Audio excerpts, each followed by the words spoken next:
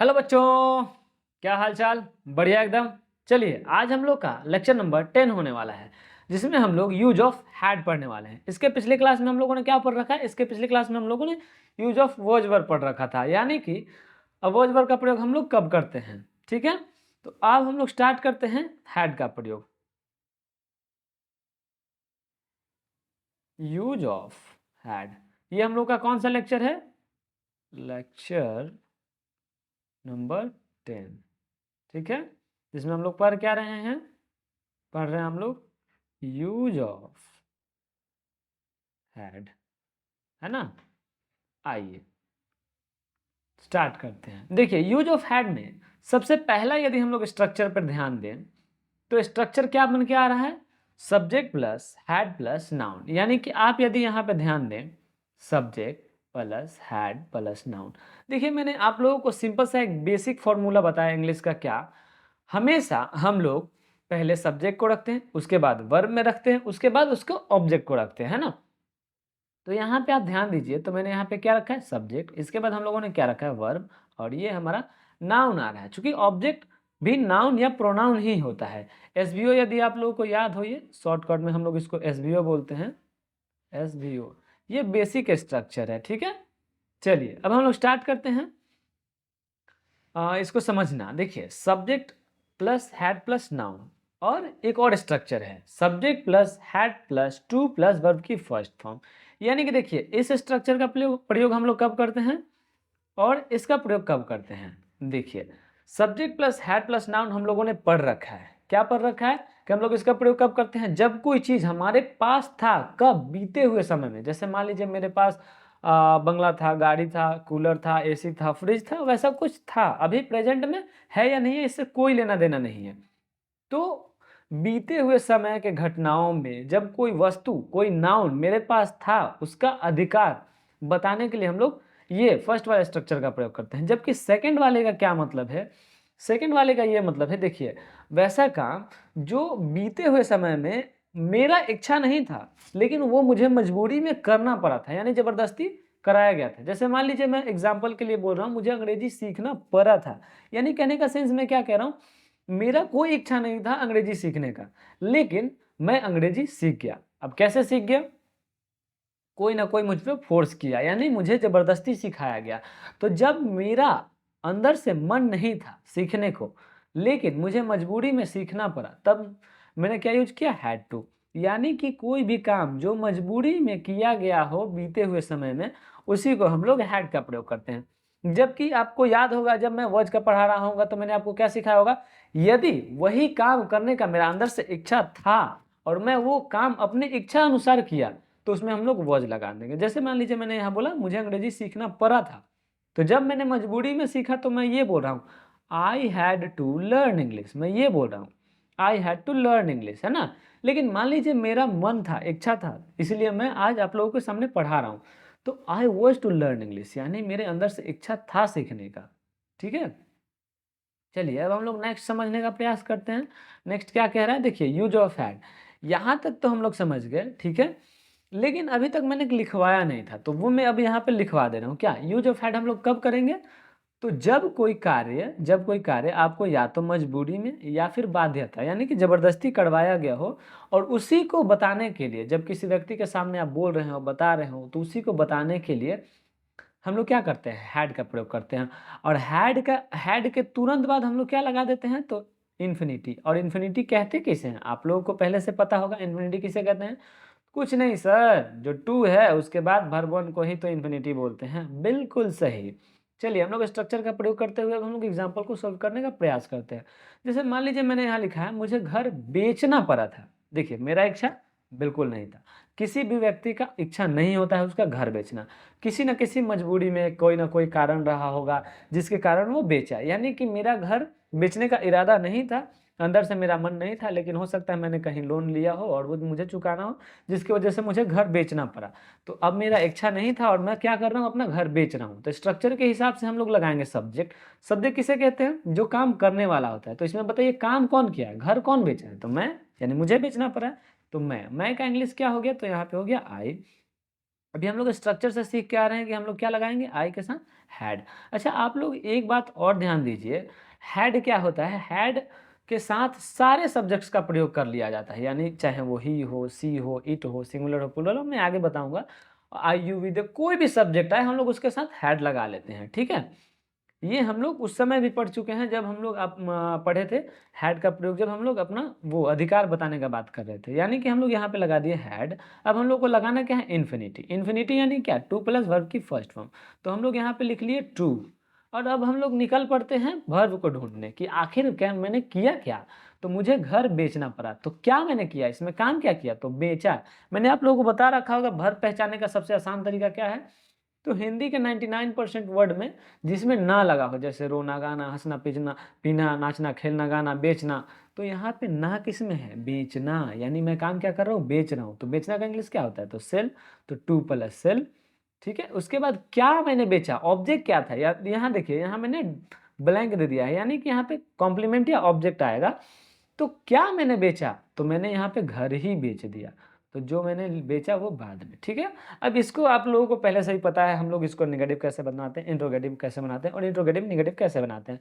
लेकिन मैं फिर भी बता दे रहा हूँ, देखिए हम लोग को एक ही फार्मूला है। क्या फार्मूला है, जो हम लोग का सब्जेक्ट होगा उसके तुरंत बाद क्या लगा होगा, हेल्पिंग वर्ब। हेल्पिंग वर्ब के तुरंत बाद हम लोग क्या लगा देते हैं, तो नॉट लगा देते हैं। तो ये हम लोग का हो गया क्या, निगेटिव बनाने के लिए हेल्पिंग वर्ब के तुरंत बाद नॉट लगा दिए। और इसी को इंट्रोगेटिव बनाने के लिए हम लोग क्या करते हैं, तो जो हम लोग का हेल्पिंग वर्ब होता है उसी को हम लोग बाहर निकाल लेते हैं, जैसा कि हम लोगों ने यहाँ कर दिया, हैड को बाहर निकाल दिया, had I to sell house.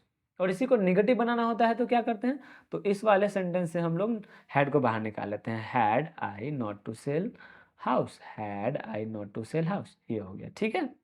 तो मैं उम्मीद करता हूँ कि इस स्ट्रक्चर को आप समझ गए होंगे और आप बनाने का प्रयास भी कीजिएगा।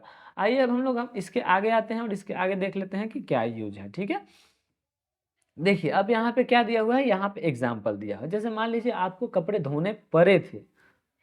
अब किसी का इच्छा नहीं होता है कपड़ा धोना, कपड़ा धोना ना बहुत ज़्यादा लंबा प्रोसेस होता है ना। तो अब आपकी मजबूरी है, अब आप कहीं घर से बाहर निकल गए हैं पढ़ने के लिए और कॉलेज वगैरह जाते हैं, और आप आते हैं थके होते हैं, लेकिन फिर भी आपकी मजबूरी है, चूँकि आप कपड़े नहीं धोएँगे तो आपके शरीर से बदबू निकलने लगेगा, यानी कि आप अच्छे नहीं दिखिएगा। तो पर्सनैलिटी को अच्छा करने के लिए क्या कीजिएगा आप, कपड़े धोइएगा। तो क्या है, वो मजबूरी में काम किया जा रहा है, आपका इच्छा बिल्कुल भी नहीं है। तो यहाँ पे मैंने फिर से वैसी स्ट्रक्चर का प्रयोग किया, क्या, सब्जेक्ट हैड प्लस हैड, उसके बाद टू प्लस वर्ब की फर्स्ट फॉर्म प्लस ऑब्जेक्ट। तो देखिए कपड़े, आपको कपड़े धोने पड़े थे, तो कपड़ा कौन धोया, आप क्या हो गए, सब्जेक्ट। और सब्जेक्ट के साथ हम लोग क्या लगाने वाले हैं, तो हैड इसके बाद इन्फिनिटी, यानी कि टू प्लस वर्ब की फर्स्ट फॉर्म। मैंने फिर से आपको बोला थोड़ी देर रुकिए और निकल पड़िए वर्ब को ढूंढने। तो यहाँ पे क्या है हम लोग का वर्ब, धोना। तो धोना का इंग्लिश क्या होता है, वॉश। तो मैंने यहाँ लिख दिया वॉश। और क्या मैं धो रहा हूँ, तो कपड़ा, द क्लोथ्स, कपड़े धो रहे हैं। अच्छा मान के चलिए मैंने पेशा ही बना लिया है कपड़े धोने का। अब मेरा अंदर से इच्छा रहता है मैं ज़्यादा से ज़्यादा कपड़े धोऊं। क्यों, क्योंकि मैं सुंदर दिखूं, साफ दिखूं, है ना, लोगों को अट्रैक्टिव दिखूं, कपड़े मेरा चमकता रहे। तो मेरा अब अंदर से इच्छा रहता है कि मैं ज़्यादा से ज़्यादा कपड़े धोऊं। इसमें तो अब मेरा कोई मजबूरी नहीं है, मेरा शौक हो गया। तो जब मेरा शौक से मेरे को मन करने लगे कपड़े धोने का, आप तो वैसे सेंस में हम लोग क्या करेंगे, वज वर्ग का प्रयोग करेंगे। ये हम लोग वज वर्ग वाले क्लास में पढ़ रखे हैं। बस यहाँ पे मैंने कंपैरिजन के लिख दिया, कंपैरिजन के लिए यहाँ पे लिख दिया। जैसे आपको कपड़े धोने पड़े थे तो आप मजबूरी में किए थे, लेकिन मान लीजिए आपको कपड़े धोने थे, आपका इच्छा था धोने का, धो दिया। तो वहाँ पे क्या करते हैं, तो हम लोग सब्जेक्ट और या तो वॉज या तो वर लगा करके टू प्लस वर्ब की फर्स्ट फॉर्म उसके बाद ऑब्जेक्ट, ठीक है। यहाँ तक क्लियर, ऑल क्लियर। अब हम लोग इसके आगे आते हैं। आगे क्या आते हैं हम लोग, अब देखिए यहाँ तक तो हम लोग सीख गए बनाना वगैरह, लेकिन हम लोग स्पोकन में कैसे प्रयोग करेंगे। तो स्पोकन में प्रयोग करने के लिए हम लोग लाते हैं कि आखिर हम लोग स्पोकन में कैसे प्रैक्टिस करेंगे। तो जैसे मान लीजिए स्पोकन में क्या होता है, याद होगा आप लोगों को, क्या याद होगा, हम लोग कुछ नहीं करते हैं, या तो किसी व्यक्ति से हम लोग जब बोल रहे होते हैं तो या तो उससे हम लोग क्वेश्चन पूछ रहे होते हैं, या तो वो हमसे क्वेश्चन पूछ रहा होता है, या तो हम लोग उसको जवाब दे रहे होते हैं, या तो वो हम लोग को जवाब दे रहा होता है। यानी बेसिकली हम लोग क्वेश्चनिंग आंसरिंग ही तो करते हैं। तो इसी को हम लोग क्वेश्चन में चेंज करना सीख लेते हैं और फिर क्वेश्चन का आंसर देना सीख लेते हैं। तो देखिए यहाँ पे क्या आपको कपड़े धोने पड़े थे, बताइए क्या आपको कपड़े धोने पड़े थे।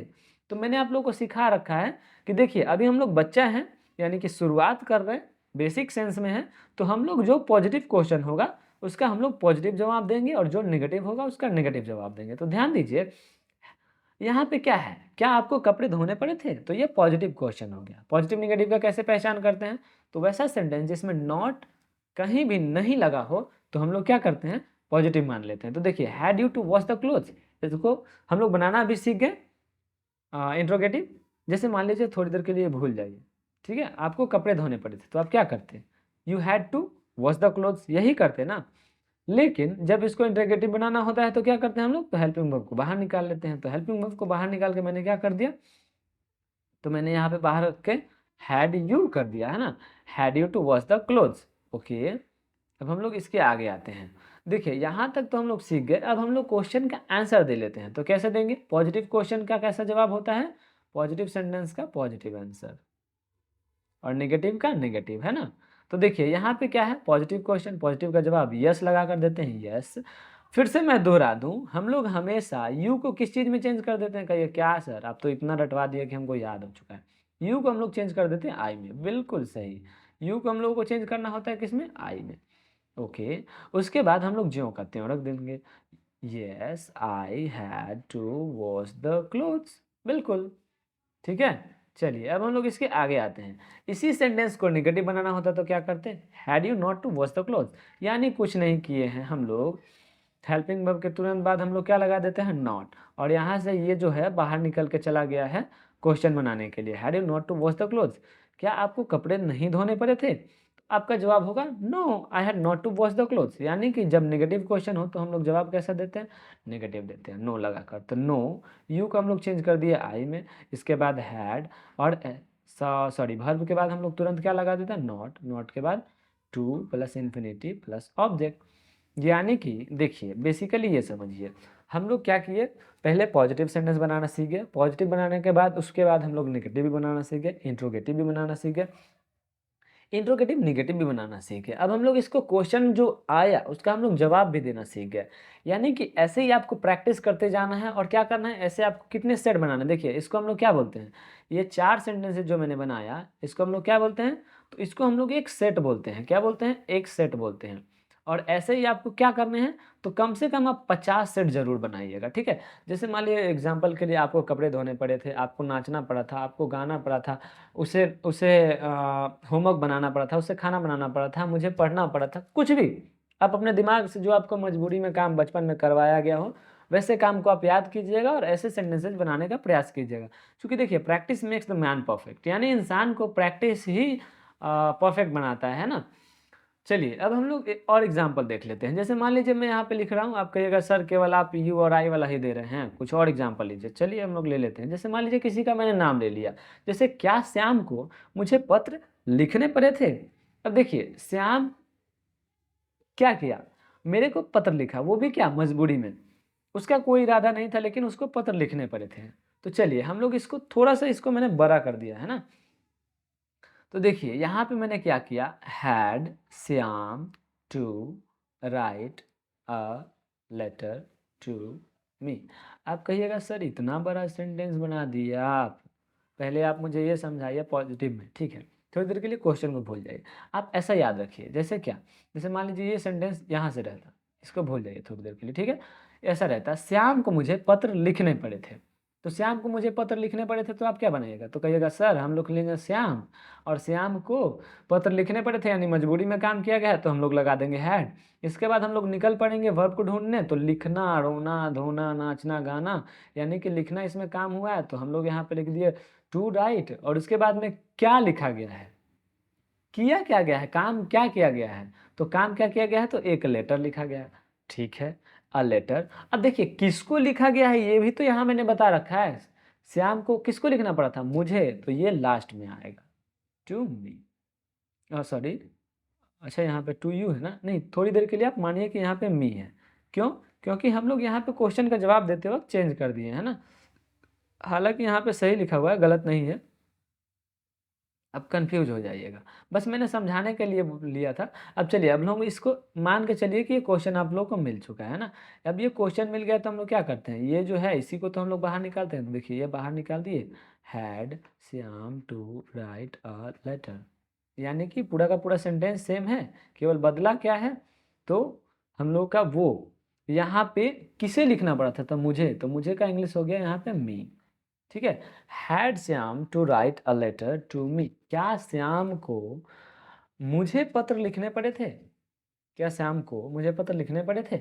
अब इसका जवाब पॉजिटिव क्वेश्चन का पॉजिटिव में, नेगेटिव का जवाब नेगेटिव में, तो यस लगा करके दे देंगे। तो देखिए yes Shyam had to write a letter, Shyam had to write a letter, यहाँ तक तो ठीक है, टू यहाँ भी ठीक है, लेकिन आप कहिएगा सर यहाँ पे तो मी है और आप यहाँ पे यू कैसे कर दिए, ये मुझे समझाइए। ठीक है, मैंने आप लोगों को क्या बता रखा है, आई को किस में चेंज करते हैं, यू में, और यू को किस में चेंज करते हैं, आई में।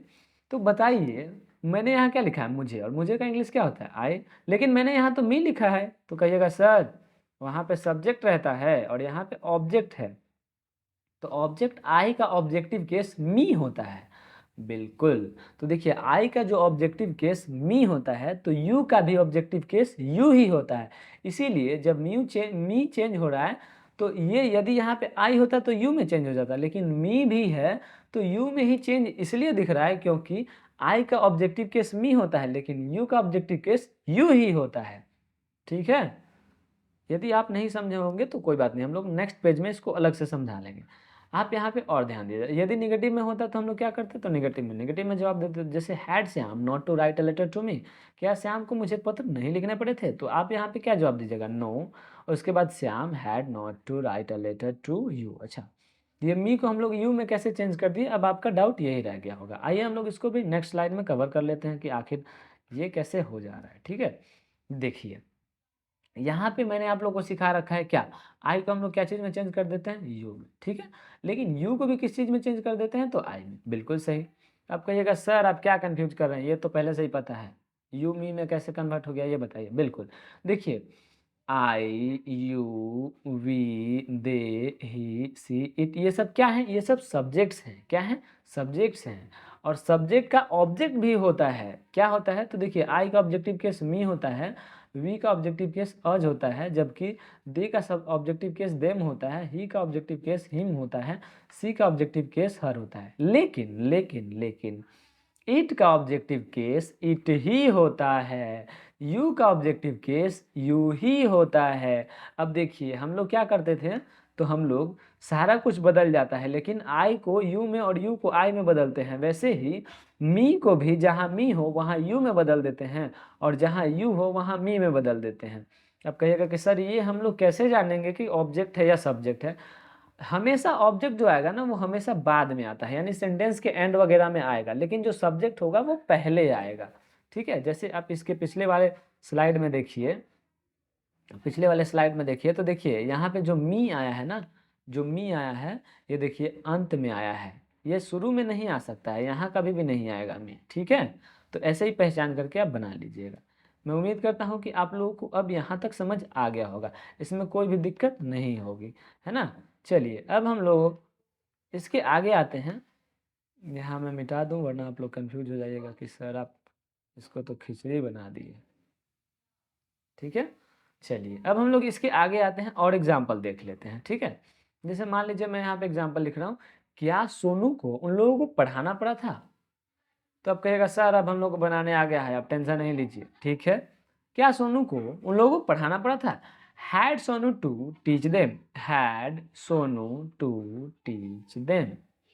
ठीक है, तो आपको मैंने क्या बता रखा है, पॉजिटिव क्वेश्चन पॉजिटिव जवाब, नेगेटिव क्वेश्चन नेगेटिव जवाब, यानी कि ये पॉजिटिव क्वेश्चन है। कैसे पता चला, तो इस पूरे सेंटेंस में कहीं भी नॉट नहीं दिख रहा है, तो ये पॉजिटिव क्वेश्चन हो गया, पॉजिटिव में हम लोग यस लगा दिए। लेकिन बताइए had Sonu not to teach them, क्या ये पॉजिटिव क्वेश्चन है, नहीं सर ये तो हमको पता ही है, ये नेगेटिव हो गया क्योंकि यहाँ पे नॉट दिख रहा है। बिल्कुल, तो इसका जवाब हम लोग नो में देंगे, no Sonu had not to teach them. तो बताइए क्या आप लोगों को यहाँ तक क्लियर है, क्या इसमें कोई डाउट या कन्फ्यूजन। मैं उम्मीद करता हूँ आप लोगों को यहाँ तक कोई डाउट या कन्फ्यूजन नहीं रहा होगा। चलिए अब हम लोग एक और एग्जाम्पल ले लेते हैं। जिस प्रकार से आप ध्यान दीजिएगा, यहाँ पे मैंने क्या दिया, देम, तो देम को हम लोग ज्यों का त्यों रख रहे हैं, ध्यान दीजिए आंसर में क्वेश्चन में भी। ठीक है, लेकिन इसके पिछली स्लाइड में हम लोगों ने देखा कि जब यहाँ पे मी आ जा रहा था, जब यहाँ पे क्या आ जा रहा था, मी आ जा रहा था, तो चेंज हो जा रहा था किस में, यू में, किस में, यू में। तो वैसे ही एक और एग्जांपल ले लेते हैं सबसे अंत में कि यदि यहाँ पे यू रहता तो किस में चेंज होता, तो वही मैंने आपको बताया था, मी जिस प्रकार चेंज हो जा रहा था यू में, उसी प्रकार यू भी चेंज हो जाएगा मी में। ठीक है, यहाँ पे आप गलती नहीं कीजिएगा आई में चेंज करने का। क्यों नहीं कीजिएगा, ये मैंने आपको पहले ही बता रखा है। क्यों? क्योंकि यू जो है यहाँ पे ऑब्जेक्ट के रूप में आया है, ना कि सब्जेक्ट के रूप में। तो जब यहाँ पे सब्जेक्ट के रूप में नहीं है, ये ऑब्जेक्ट के रूप में है, तो ऑब्जेक्ट हम लोग का क्या होता है, आई का ऑब्जेक्टिव केस मी। अभी अभी हम लोगों ने 7 नंबर स्लाइड में देखा ना, देखिए आई का ऑब्जेक्टिव केस क्या मैंने बताया आपको, मी ना। तो ये आपको भरना है, ठीक है, इसीलिए मैंने ये लास्ट वाला एग्जाम्पल सेट किया था। तो had Sonu to teach you, क्या सोनू को आपको पढ़ाना पड़ा था? तो इसका जवाब क्या होगा, positive question positive answer, negative question negative answer, यानी कि yes Sonu had to teach me या आई। तो आप कहिएगा सर अभी तो आप समझाए हैं कि ये ऑब्जेक्टिव केस है, ऑब्जेक्टिव केस के लिए हम लोग यहाँ पे आई का ऑब्जेक्टिव केस मी लगा देंगे, yes Sonu had to teach me. ठीक है, इसका सेकंड पार्ट क्या हो जाएगा, had Sonu not to teach you, क्या सोनू को नहीं पढ़ाना पड़ा था? तो आप क्या जवाब दीजिएगा, नहीं सोनू को नहीं पढ़ाना पड़ा था, यानी सोनू को आपको नहीं पढ़ाना पड़ा था, तो no Sonu had not to teach me. Question में और आंसर में क्या बदलाव आ रहा है, क्या आप लोगों को यहाँ तक समझ में आ रहा है? जैसे मान लीजिए इसको अब एक बार एकदम अंत से समझिए, क्या सोनू को आपको पढ़ाना पड़ा था? जैसे मान लीजिए आपका नाम सोनू, कोई बंदा है, कोई छोटा सा बच्चा है जिसको हम लोग बोल रहे हैं, ठीक है, और मैं आपसे पूछ रहा हूँ क्या आपको सोनू को पढ़ाना पड़ा था? तो आप क्या जवाब दीजिएगा, हाँ मुझे सोनू को पढ़ाना पड़ा था, है ना। आप ऐसा नहीं बोलिएगा कि हाँ आपको सोनू को पढ़ाना पड़ा था, ऐसा ही ना बोलिएगा, हाँ मुझे सोनू को पढ़ाना पड़ा था। तो आप क्वेश्चन को आप खुद पे रख के देखिए, क्योंकि हम लोग सीख क्या रहे हैं, स्पोकन यानी बोलचाल की भाषा, और बोलचाल की भाषा हम लोग बोलकर ही सीख सकते हैं। ठीक है, चलिए एक बार मैं क्लास को समराइज करता हूँ। इसमें हम लोगों ने क्या पढ़ा, तो देखिए आज के क्लास में हम लोगों ने पढ़ा use of had. Use of had में मैंने आप लोगों को क्या बताया, तो हम लोग ने यहाँ पे स्ट्रक्चर को कवर किया, जो कि एक हम लोग को अधिकार बताने के लिए काम आता है, और दूसरा हम लोग को जो काम मजबूरी में किया गया हो उसको बताने के लिए हम लोग करते हैं। ठीक है, उसके बाद हम लोगों ने ये सीखा कि अब हम लोग इसका प्रयोग कैसे करेंगे। तो मैंने आपको बताया कि कुछ नहीं करना होता है, एक स्ट्रक्चर हम लोग को मिल चुका है यहाँ पे, उसी को हम लोग फॉलो करते हैं, subject plus had plus infinity plus infinity को ही हम लोग टू प्लस वर्ब की फर्स्ट फॉर्म बोलते हैं। तो वैसा काम जो कि हम लोग को मजबूरी में किया गया हो, जो मेरा अंदर से इच्छा नहीं हो करने का, उसमें हम लोग हैड टू का प्रयोग कर लेते हैं। ठीक है, अब हम लोग ये सीखे कि सेंटेंस को कैसे पॉजिटिव में बनाएं, फिर पॉजिटिव को नेगेटिव में कैसे बनाएं, फिर नेगेटिव को इंट्रोगेटिव में कैसे बनाएं, और इंट्रोगेटिव को इंट्रोगेटिव नेगेटिव में कैसे बनाएं। यहाँ तक हम लोग सीखने के बाद हम लोग ये चीज़ सीखे कि देखिए यहाँ तक जब हम लोग सीख गए तो अब हम लोग क्वेश्चन बनाना सीखते हैं। क्यों? क्योंकि हम लोग बोलचाल की भाषा में क्या करते हैं, किसी से कुछ क्वेश्चन पूछते हैं और जवाब देते हैं। तो बेसिकली हम लोगों ने क्वेश्चन बनाना सीखा और क्वेश्चन का आंसर देना सीखा। इसके बाद हम लोग ये सीखे क्या, कि बाद में हम लोगों को यदि कुछ और मिले यानी कि हम लोगों को क्या मिले, जैसे मान लीजिए लास्ट में ऑब्जेक्ट के रूप में मी मिल जाए, तो हम लोग कब यू में चेंज करेंगे, और कब यदि यू रहे तो आई में चेंज होगा। यानी कि हम लोग सब्जेक्ट ऑब्जेक्ट का बेसिक डिफरेंस क्लियर किए हैं, और यहाँ पे हम लोग यहाँ से समझ गए हैं कि क्या होता है सब्जेक्ट और क्या होता है ऑब्जेक्ट, और कब हम लोग मी लगाएंगे और कब हम लोग यू लगाएंगे, कब हम लोग आई लगाएंगे। यहाँ तक क्लियर होने के बाद हम लोगों ने एक और एग्जाम्पल किया, क्या कि केवल मी को ही हम लोग यू में चेंज करते हैं और यू को हम लोग मी में चेंज करते हैं यदि ऑब्जेक्ट हो तो, यदि सब्जेक्ट हो तो यू को आई में और आई को यू में, बाकी ज्यों का त्यों रह जाता है। जैसे मैंने यहाँ पे देम लिखा है तो ध्यान देने की बात है, यहाँ देम ही रह गया है, यानी कि कोई बदलाव नहीं हुआ है। ऐसे ही हम लोगों ने लास्ट एग्जाम्पल को लेकर के कवर किया, और ऐसे ही हम लोग का ये कॉन्सेप्ट यहाँ पे ख़त्म हो गया। मैं उम्मीद करता हूँ आप लोगों को ये कॉन्सेप्ट क्लियर हो गया होगा, इसमें कहीं भी कोई डाउट या कन्फ्यूजन नहीं रहा होगा। तो चलिए डियर स्टूडेंट्स, फिर मिलेंगे हम लोग नेक्स्ट क्लास में, तब तक के लिए आप लोग पढ़ाई करते रहें। All the very best.